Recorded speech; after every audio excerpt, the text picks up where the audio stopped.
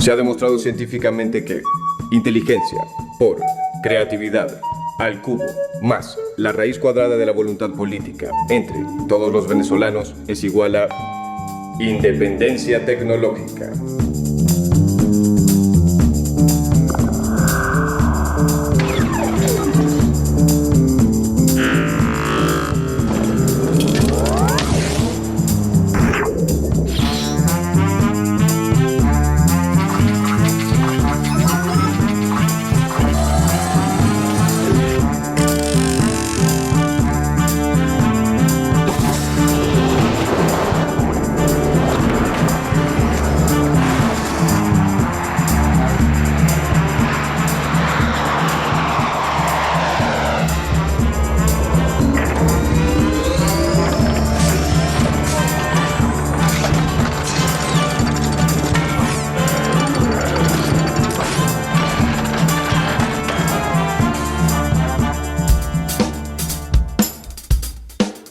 Esta es la historia de un mecánico autodidacta que se convirtió en la imagen emblemática de la tecnología popular en Venezuela.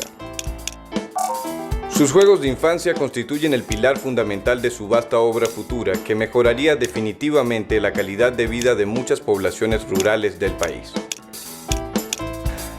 Con sus turbinas, sus centrales hidroenergéticas y sus ingeniosos inventos, ayudó enormemente a aliviar el trabajo de muchos campesinos. A don Luis Zambrano siempre se le identifica como un tecnólogo popular.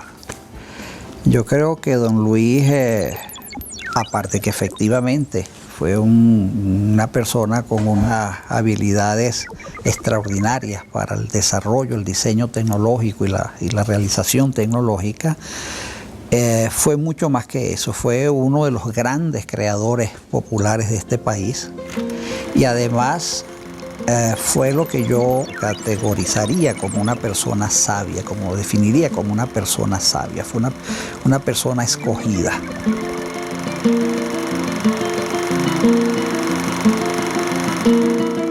Don Luis Zambrano nace el 1 de mayo de 1901 en la aldea San Pablo, ubicada entre los pueblos de Tovar y Bailadores en el estado Mérida.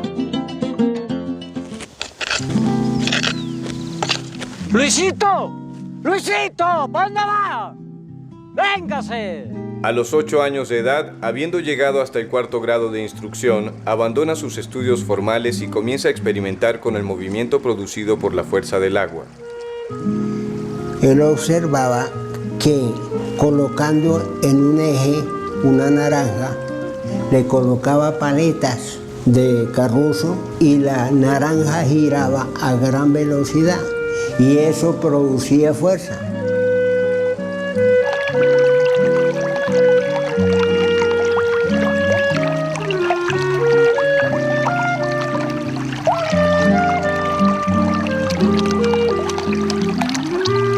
A los 30 años de edad, después de la muerte de su padre Ramón de Jesús Zambrano, el joven Luis tiene oportunidad de poner en práctica el aprendizaje adquirido a través de su experimentación empírica. Entonces a él se le metió la idea de que él podía hacer una turbina para mover cualquier cosa que produjera corriente. Construye un canal aéreo que lleva el agua del río por lo alto hasta una tubería forzada, aprovechando así la energía potencial del agua para darle movimiento a una turbina fabricada por él mismo. Al llegar al trapiche, donde mi papá, el agua entraba a un tanque de compensación o de llenado que estaba sobre la turbina.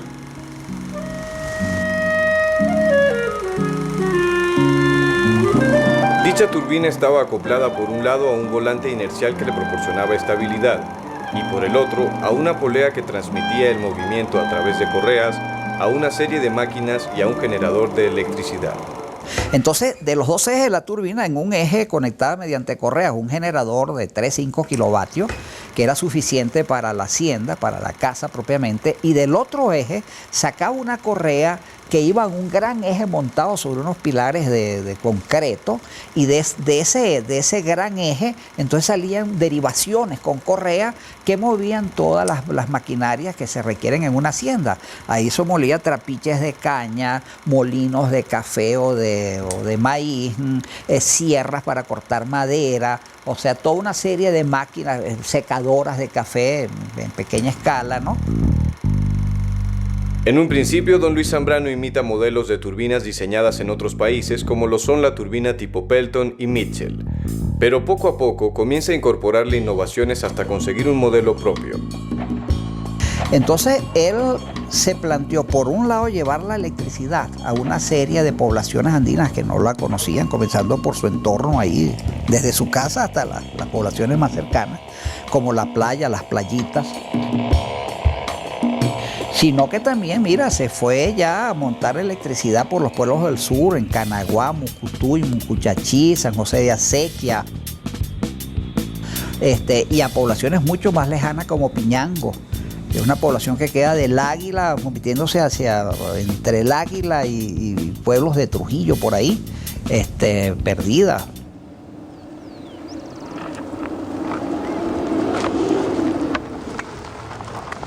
Yo porque puse un trapiche a moler caña aquí abajo en la finca de nosotros, aquí abajito, la finca de papá, cansaba de moler caña, pues yo me traje un trapiche para moler a mano, pero yo fuera dispuesto a sacar una toma de agua, para no moler a mano, sino ponerlo con una turbina de agua. Entonces de ahí fue donde salió de él hacer la turbina, pero la turbina que estuvo trabajando aquí era hecha de don Luis. Eso no me metí yo con eso, yo no sabía nada de eso, pero eso era él. Yo lo seguí llevando y trayéndolo, y entonces él nos hizo la turbina. También instaló turbinas para generación de electricidad y trillado de granos en Bailadores, San Antonio de Estanques, El Guayabal, La Mucuy, Santa Cruz de Mora y Ejido. Y este fue el único que quedó desde la planta. Esto aquí donde me estaba parada. Y esto nomás aquí, nomás esto, aquí esto. Y esta tierra nomás fue lo que quedó. La planta. Ahí es donde iba la correa ahí. Mira aquí. Iba la correa. La correa del motor donde iba funcionando el agua. Cuando a la última vez que él se estropeó, que se cortó un brazo, el bailador fue moliendo, trabajando para una turbina que él tenía, de trabajo de él. Me dice a mí que se dejó agarrar el brazo y le trozó el brazo. Y un amigo que estaba hablando con él se había ido ya, y él salió con el brazo quitado, cortado del codo y teniéndolo de aquí. Y se lo llevó a Tovar y él se defendió. Después de perder la mano derecha en un terrible accidente con una de sus máquinas, desarrolla su obra maestra, el LZ80, un motor rotativo de combustión interna, mejor conocido como Turbosam.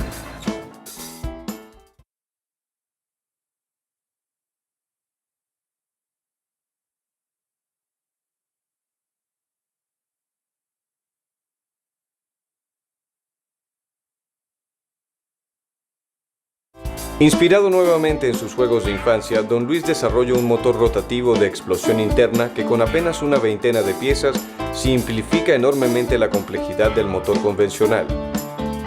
Y la razón es que uno usa los motores, como les decía, para dar vueltas, para poner a girar una rueda, por ejemplo, o una licuadora, siempre es como dar vueltas. Entonces, don Luis se propuso construir un motor donde la explosión directamente hiciera girar algo. Eso se llama un motor rotatorio. El Turbosam, pues, es el motor que él inventó, y le puso el nombre de turbo por sus turbinas hidráulicas que él también, montó en muchas partes de acá de Mérida y de otras partes ya, de Barinas y eso. Y San, o sea, me refiero al nombre de San por su apellido Zambrano. Bueno, el Turbosam es un motor de combustión interna, ¿verdad? Un motor que se puede usar para un vehículo automotor, un avión, un barco, cualquier cosa, ¿verdad? Decía que el motor tenía como que 32 piezas, que el motor era el centro, que no iba a tener gasolina. Eso es lo que yo más o menos sé. Porque él quería que sus motores funcionaran con gas metano para disminuir todavía la dependencia de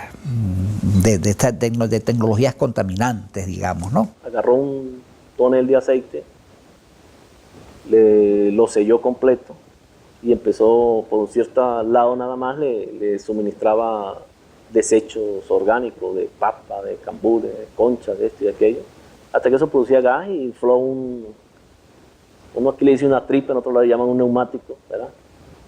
La infló de gas metano, entonces eso pues lo usó para eso, para el motor, ¿verdad? Una de las cosas que más lo enorgullecía era que era un motor que apenas tenía 18 piezas y que cualquiera podía desarmarlo. Simplemente es un motor donde se busca la sencillez, lo práctico, lo fácil, ¿no? Y el rendimiento.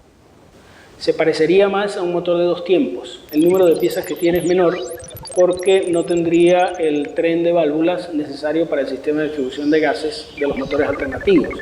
Se parecería a un sistema de lumbreras que reduce bastante el número de piezas en movimiento. Nosotros lo fabricamos, vamos a decirlo así aquí, partiendo del modelo original del abuelo.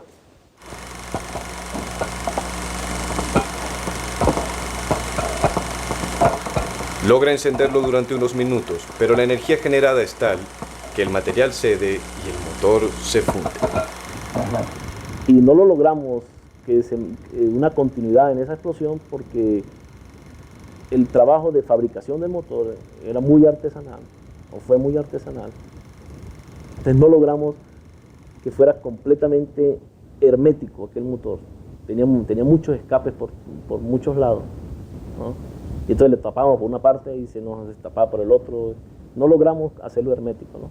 Mi hermano me dijo, ay, Hortensia, prendió el motor, pero con una emoción prendió el motor, pero esto parecía que el diablo había llegado y estremecía esta casa. Dice que se estremecía como si había un temblor y se apagó. Dice que duró muy poco tiempo. Ellos no pudieron precisar porque no tenían, pero duró muy poco tiempo prendido, pero prendió. El ingenioso motor ideado por don Luis Zambrano se pasea por varias universidades del país, donde es objeto de estudio de diversas tesis de grado y doctorales. Y ver si desde la universidad se podían resolver los problemas que a don Luis le costaba un poco trabajo, que era trabajar con los materiales adecuados, al modificar un poco el diseño del brazo que unía la masa al eje y que se partía, y ayudar a don Luis un poco en el diseño del sistema de enfriamiento. Esa era la idea. Basado en los cálculos del profesor Mejía y como una tesis, creo que inclusive fue una tesis de maestría en la UNED, en el Táchira, se construyó un modelo real, un modelo de motor real. Tuvo muchos problemas con recalentamiento, el sistema de refrigeración de ese modelo fue muy precario, el sistema de refrigeración, y tendía a recalentarse. Al final creo que el motor al final se fundió, pero el modelo construido fue un modelo metálico y funcionó como motor durante muy poco tiempo, pero funcionó como motor. Él estuvo aquí, como te digo, en la universidad aquí en la ULA de Mérida. Tengo idea que de aquí fue al Zulia, del Zulia fue a la Central. Hay tesis de grado en todas esas universidades alrededor de ese motor, ¿no? De la Central creo que fue a Barquisimeto. Yo no estoy muy seguro si al final había una propuesta de llevarlo a la Universidad del Zulia. Estuvo paseando por varias universidades nacionales hasta que lamentablemente el modelo se perdió. Otro tecnólogo popular, llamado Luis Salas, trata de apropiarse del invento. El motor se extravía. La última vez que yo vi el Turbosan lo vi en la exposición Aragua 88. Era una exposición industrial de todo. Allá estaban todas las empresas nacionales y transnacionales que hay en el país. Lo tenía como expositor un señor que se llamaba Luis Salas Rizó. Y entonces él, con la excusa de que llevaba al abuelo a Maracay, que eran unas exposiciones, que si esto, que si aquello, y de repente hicieron una exposición, el motor del abuelo, pero ya no se llamaba Turbosan, sino se llamaba Sasa. Al final creo que hubo una discusión muy agria con don Luis porque Luis Sala consideraba que le había hecho innovaciones al motor lo suficientemente importantes como para considerarse coautor del motor. Don Luis no aceptó nunca esa situación. Y a última hora lo agarraron con ganas de viajar a Alemania sin participar nada a papá. Y había un grupo de muchachos que eran de allá de Maracay también, que eran como los defensores. Y lo pararon en aquello ya cuando el hombre casi estaba a punto de irse. Fue la última vez que yo vi el Turbosán. Tiempo después, aparece un motor rotativo casi idéntico en un número de la revista Mecánica Popular. Cuando me lo mostraron, yo fui a hablar con don Luis con lo del motor. Don Luis le llamó mucho la atención, por supuesto. Oye, vale, esto es mi motor, dijo, ¿no? Y él cree recordar que efectivamente, años atrás, un alemán, creo que era alemán, había pasado, se había interesado mucho por el motor. El autor de este artículo de Mecánica Popular era un alemán y quedó la duda sembrada de si don Luis había plagiado el motor de Mecánica Popular o el alemán había plagiado el motor de don Luis. Sabemos que hay personas que han intentado de una forma u otra registrar o patentar el invento, pero gracias a Dios las personas que se encuentran al frente de estos organismos le han dado un freno diciendo que eso es un invento de don Luis Zambrano y que no hay otra persona que realmente lo pueda patentar.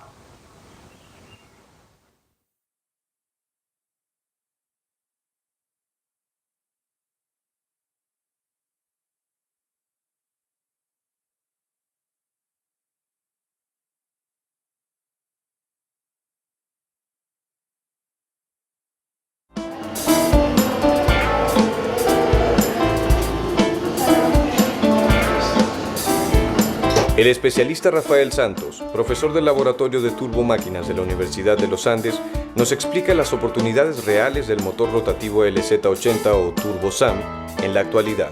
El LZ80, el motor rotativo, LZ quiere decir Luis Zambrano, y el 80 viene a decir más o menos el año en que él creó su modelo. Es lo que se llama, en términos coloquiales, un motor de gato-ratón, o sea, de persecución de gato-ratón. Hay un pistón que va persiguiendo al otro y justo antes de alcanzarlo, que es cuando se alcanza el punto de máxima compresión, el otro pistón comienza a alejarse.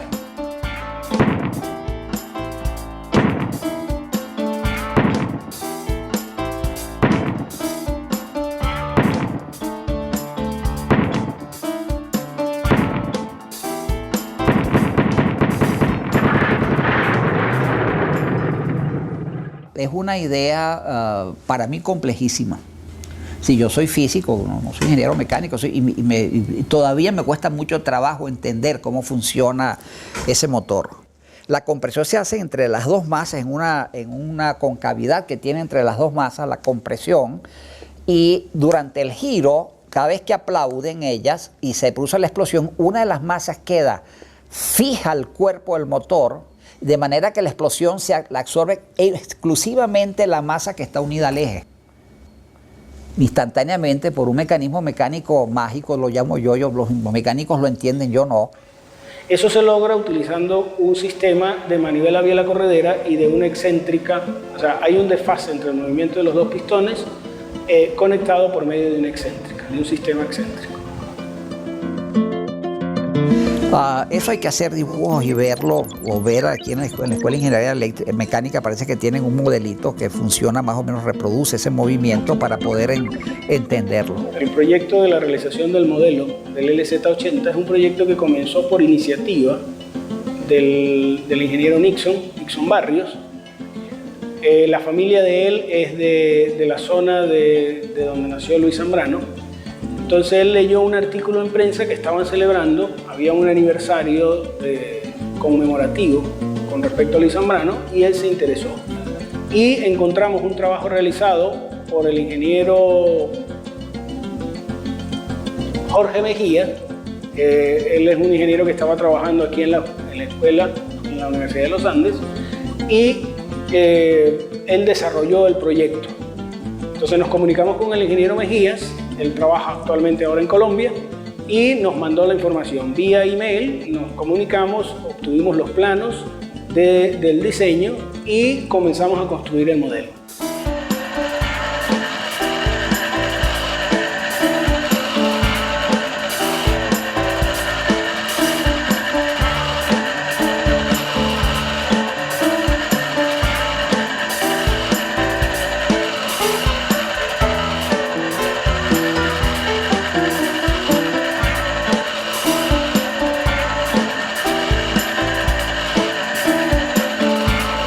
Solo que el modelo pues no tiene las partes reales que llevaría un motor de combustión interna. Carece de válvulas o lumbreras de admisión y escape, no tiene bujía de accionamiento, sino solamente lo que se ve es la parte cinética del movimiento del motor LZ80.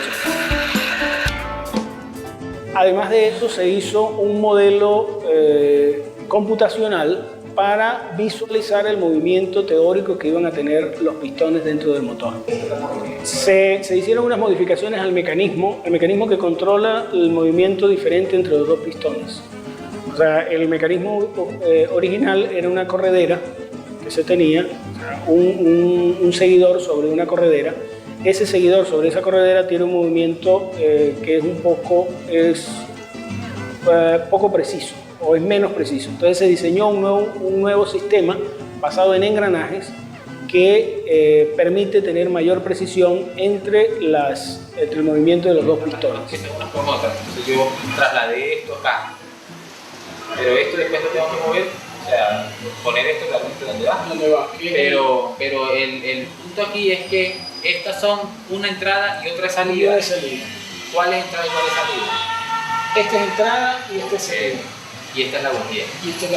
Ese modelo se construyó, creo que se utilizó el Working Model, fue el programa que se utilizó para generar el movimiento, la parte cinética del motor, y se construyó el modelo.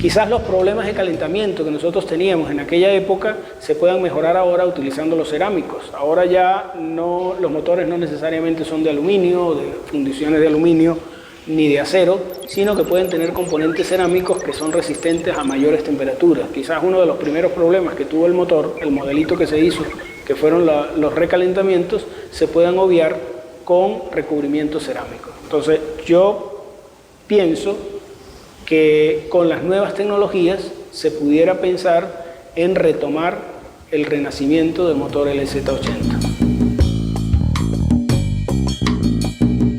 Pues nunca estuvo de acuerdo en la importación de la tecnología permanente, es decir, de la dependencia tecnológica.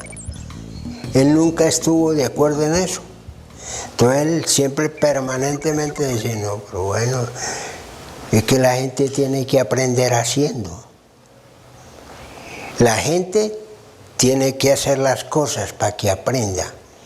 Y la gente tendrán que hacerlo, porque si no lo van a hacer, pues de lógica que no van a tener nunca nada y siempre dependerán del extranjero.